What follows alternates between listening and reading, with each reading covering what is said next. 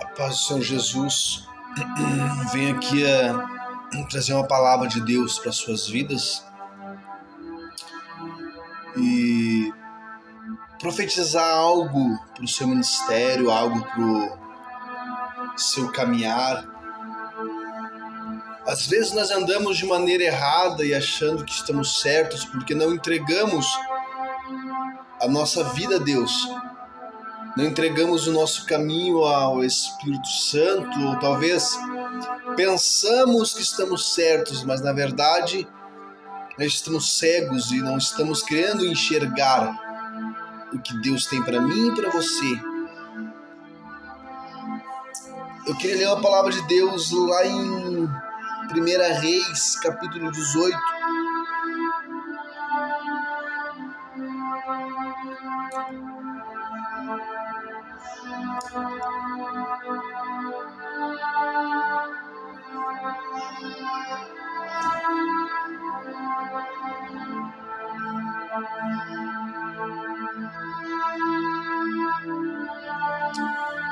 Capítulo 18, versículo 21, que nos diz assim: Elias chegou a todo o povo e disse: Até quando cocheareis entre dois pensamentos?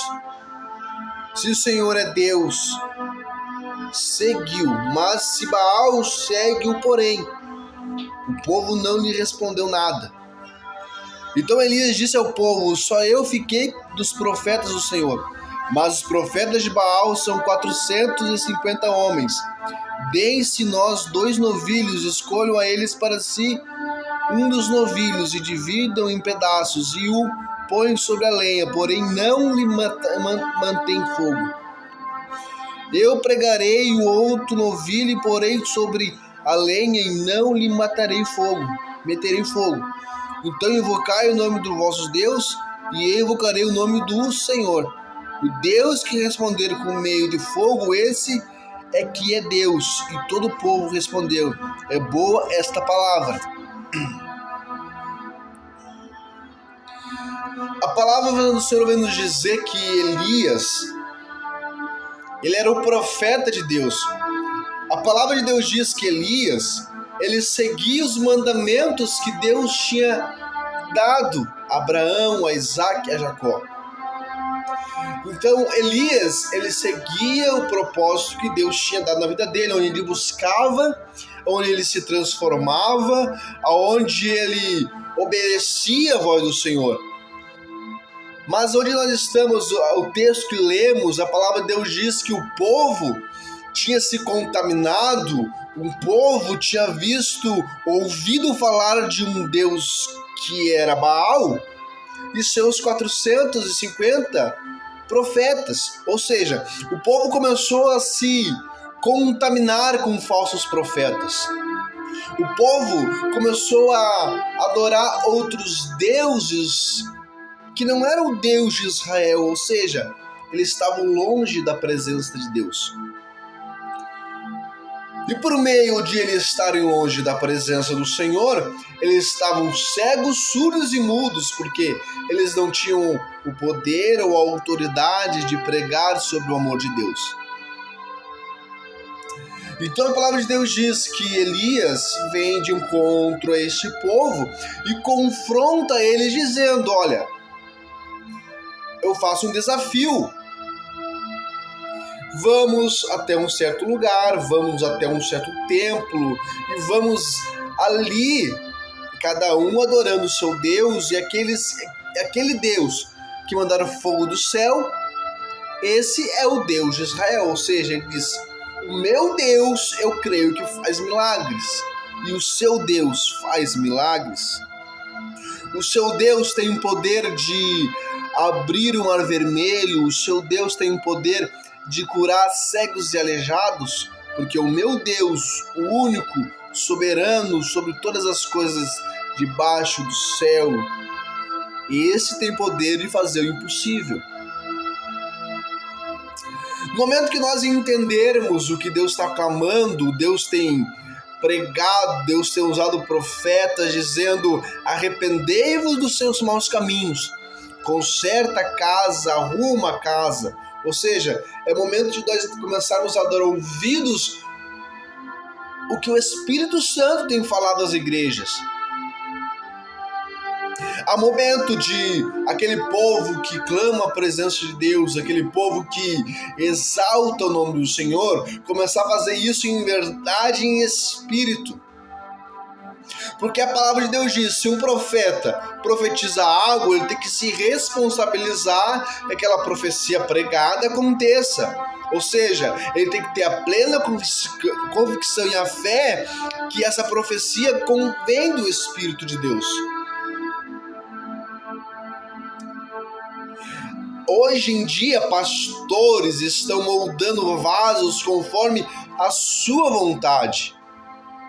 Pastores que dizem homens de Deus que chamam profetas e o profeta começa a pregar sobre pecados, sobre arrependimento, esse homem perde automaticamente o direito de escala. Ou seja, se não pregar aquilo que eu, ser humano, quero ouvir, não convém a mim chamá-lo novamente para pregar, porque pregou aquilo que eu não quero ouvir. Mas no momento que um pastor ouvir uma palavra de Deus, uma palavra de conserto e arrependimento, de perdão, esse pastor diz, opa, algo está errado. Existem muitos falsos profetas rodeando o meio da igreja. Existem falsos profetas que estão falando no nome de Deus, mas o nosso Deus não está na causa, não está no negócio. Porque a palavra de Deus diz que Deus não é um Deus de confusão. Ou seja, nosso Deus é de verdade, Ele não vai te confundir, Ele não vai te levar para algo que não é dele, algo que não convém do Espírito de Deus. Então a palavra do Senhor diz que esses profetas aceitaram o desafio e foram, fizeram sacrifícios, se cortaram, adoraram o Deus Baal, e a palavra de Deus diz que Elias falava, provém, gritem mais alto, ele pode estar dormindo. Gritem mais alto, ele pode estar viajando. Chame a atenção do seu Deus. E a palavra do Deus nosso Senhor diz que passaram o tempo e nada acontecia. Eles dançavam, eles gritavam, eles se cortavam, eles adoravam o Deus Baal e o fogo não descia. Então a palavra de Deus diz que Elias disse em oração dizendo, Senhor, me responda o meu clamor. Responda-me as minhas dúvidas, me mostre o que o Senhor tem para mim, o que o Senhor tem para minha família, qual é o propósito da minha existência. Então Elias dizendo mais ou menos assim, Senhor, mostra para esse povo que o Senhor é Deus. Ou seja, Elias tinha certeza do Deus que ele servia. Então a palavra de Deus diz que ele terminando a sua oração, fogo cai em cima do altar. Hoje as pessoas serem pregadores cheios de palavra, homens cheios de profecias, mas esquecem de entender que quem trabalha é Deus, quem faz a obra é o Espírito de Deus. Se esse homem, esta mulher não tem intimidade com Deus, que esse homem, essa mulher não tem a presença de Deus na sua vida, nada vai acontecer. Eles vão subir no altar, eles vão gritar, vão pregar, vão falar palavras bonitas, palavras difíceis, mas o Espírito Santo de Deus não vai agir através deste profeta. Mas se esse profeta vem de Deus, que ele vem em constante transformação e mudança, esse profeta, ele desce diariamente à casa do oleiro, se humilhando, se consagrando, a presença de Deus, ela simplesmente flui automaticamente. Mas a unção de Deus, ela não vem somente do pregador, mas sim da igreja que vive em oração. do pastor que ama a palavra de Deus, permite que o pregador, o preletor da noite, seja usado para a presença de Deus e falar aquilo que Deus quer ouvir, que Deus quer falar, que Deus quer mostrar, que Deus quer transformar, que Deus quer fazer a obra. Louvado seja o nome do Senhor. Há momento de nós, igreja, o povo de Deus, entender, enquanto Deus está falando, enquanto Deus está profetizando sobre erro, sobre pecado, sobre transformação, sobre santidade, é porque ainda Deus está no negócio. Mas a palavra de Deus diz que vai chegar um momento onde nosso Deus vai ficar em silêncio, onde o Espírito Santo, o Espírito Consolador não vai estar mais aqui na terra. Porque o Espírito, o Filho de Deus, o nosso amado, ele veio buscar a noiva do Cordeiro para si, ou seja, nós somos estrangeiros, viajantes em terras estrangeiras, ou seja, nós não permanecemos neste mundo, não permanecemos eternamente neste mundo, nós estamos apenas de passagem, onde nosso Deus vai nos provar, vai nos colocar em prova, em deserto.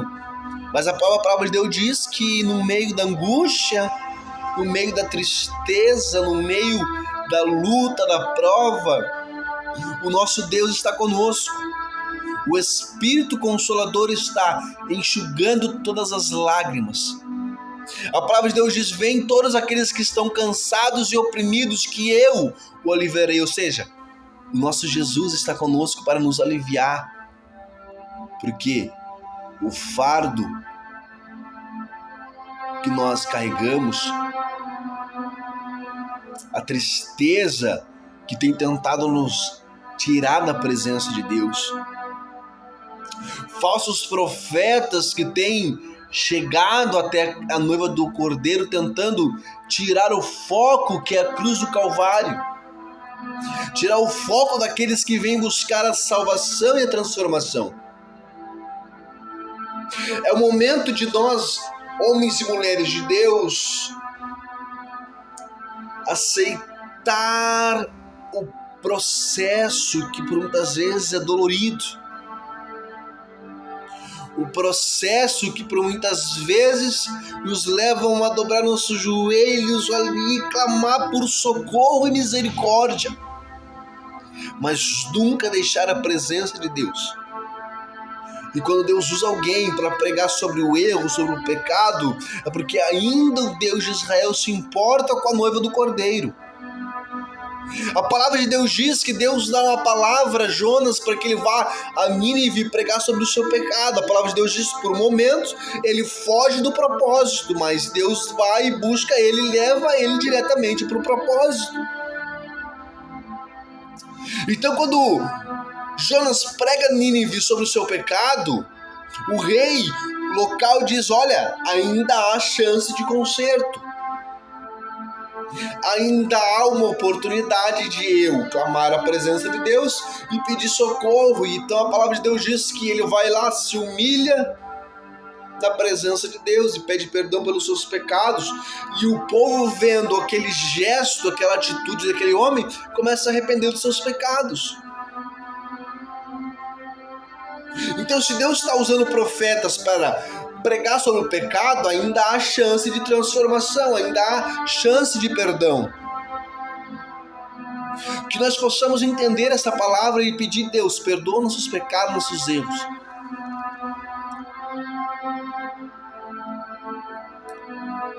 Deus, ele habita no secreto. A palavra de Deus diz: buscai primeiramente o reino dos céus e a justiça, que as demais coisas serão acrescentadas. A palavra de Deus diz que nós devemos trancar a porta do nosso quarto, entregar em secreto, porque em público Ele vai te honrar. Mas para isso acontecer, nós temos que andar em obediência, andar em santificação, andar buscando e glorificando a presença de Deus. E Senhor, retire isso tudo de mim, mas não retires o teu espírito. Vai vir pessoas para te julgar, vai vir pessoas para te apontar, vai vir pessoas tentando denegrir a tua imagem, vai vir pessoas falar que você não é de Deus, mas o que eu venho dizer para ti nesta noite: o mesmo Deus que habitou e agiu na vida de Elias é o mesmo Deus que tem o poder e a autoridade de transformar a sua vida. É o mesmo Deus que tem o poder e a autoridade de fazer milagres através da sua vida. Ou seja, ainda há profetas de Deus que não se corromperam com o sistema mundano. Profetas de Deus que não se contaminaram e não deixaram a palavra de Jezabel atingir o seu coração. Profetas que não se venderam para Nabucodonosor. Profetas que não aceitaram manjares que a Babilônia ofereceram.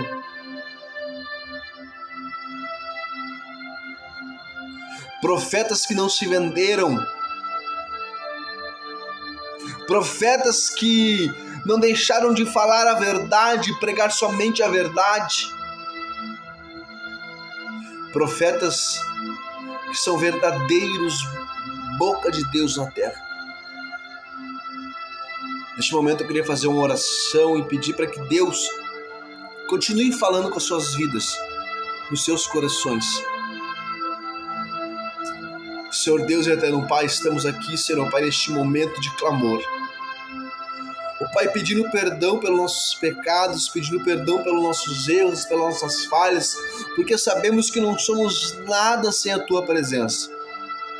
Sabemos que não somos nada, Deus amado, sem o Seu toque, a Sua unção, porque o Senhor é o dono da causa, o Senhor é o dono do projeto, o Senhor é dono do meu ministério, que é onde eu vá, que é onde eu coloco as plantas dos meus pés, ó Deus. A Tua presença, o Seu nome possa ser glorificado. Que o Senhor possa neste momento de encontro esta alma que está abatida, esta alma que está enferma, que o Senhor possa curar e abençoar pelo Teu nome, Pai. Pelo nome do sangue, nome do Jesus, o Todo-Poderoso, que o milagre possa acontecer, Senhor Pai, colocando por terra toda profecia que não provém da Tua presença. Ó Pai, que o Senhor possa ir de encontro aos altares deste país, do Brasil, de Gravataí, de Esteio, de Canoas. Ó Pai, que o Senhor possa usar cada profeta conforme a Tua vontade, da maneira que lhe agrada. Abençoa os pastores, ó Pai, que estão ali clamando, pastores que estão ali fiéis à Tua palavra, pastores que estão ali se alimentando diariamente, ó Deus, ó Pai, da Tua palavra, Senhor Deus, e buscando, ó Pai, conserto e transformação. Eu te peço que no nome do Senhor Jesus, o Senhor nos guarde, o Senhor nos abençoe. Eu entrego a minha família em Tuas mãos, porque eu profetizo que eu e minha casa serviremos ao Deus de Israel. Eu e minha casa vamos Te louvar e Te glorificar até que o Senhor venha. Porque eu profetizo que eu e minha casa herdaremos o reino do céu. Porque assim o Senhor prometeu e assim o Senhor cumprirá em nossas vidas.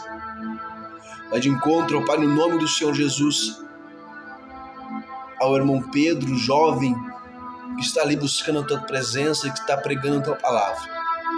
Vai de encontro o pastor Robson, vai de encontro o pastor Irineu, vai de encontro o pastor João Batista, o pastor João Carlos, vai de encontro a pastora Aline, Senhor Pai, em nome do Senhor Jesus, abençoa a vida deste casal que está na frente desta obra aqui em Gravataí, Senhor Pai.